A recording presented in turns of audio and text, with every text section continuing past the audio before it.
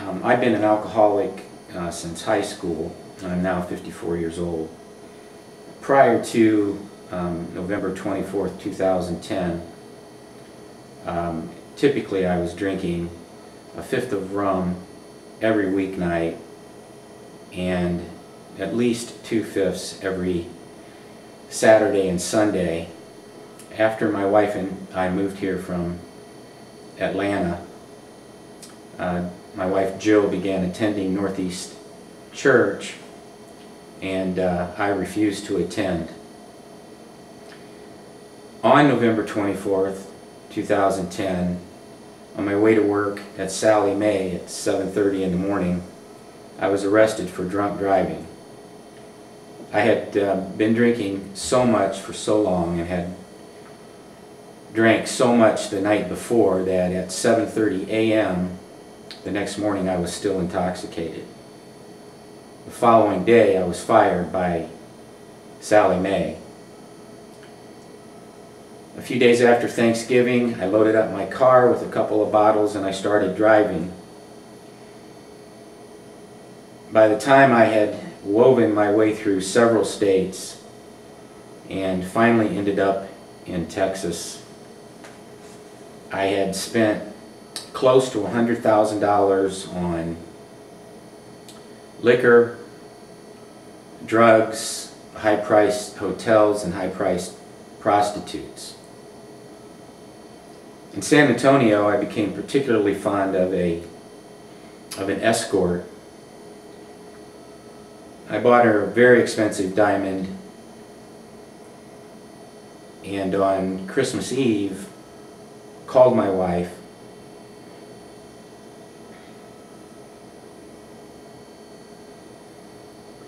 I told her that I had found someone new and that she needed to do the same. I don't remember the conversation. She shared it with me several months later. 2 months after leaving Indiana, in a hotel room somewhere in Texas, I woke up and realized that I was dying. When I arrived at the hospital, I was immediately admitted into an intensive care unit. I was very close to death. I lost all ability to stand or walk on my own.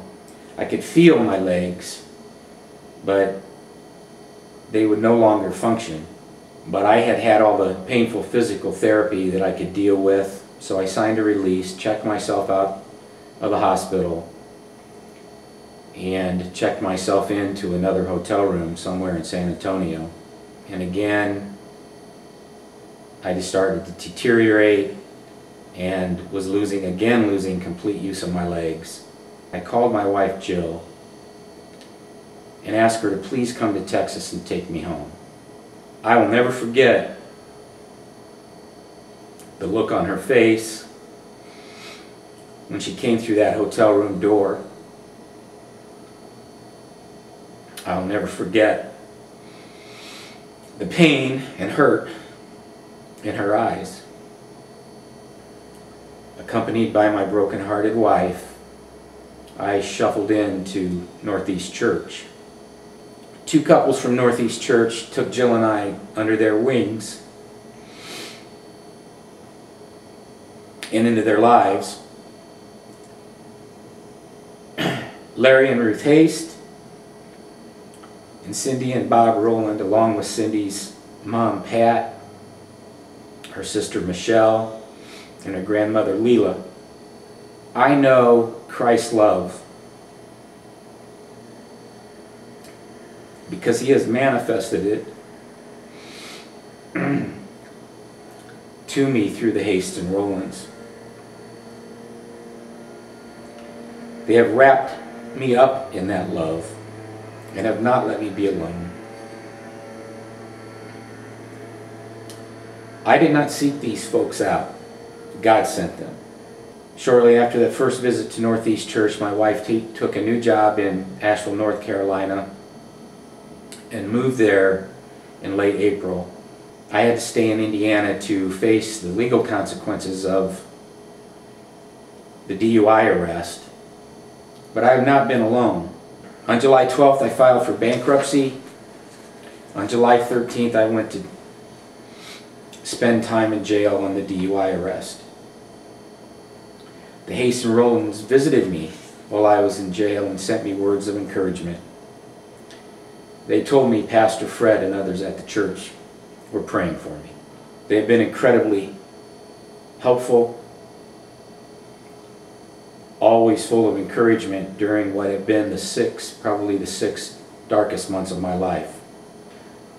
Jill and I are determined to honor God by allowing Him to redeem and rebuild our marriage and use us as an example of His redeeming grace. The Hayes and Rolands will always have an open invitation to our home in Asheville, North Carolina. The porch light will always be on.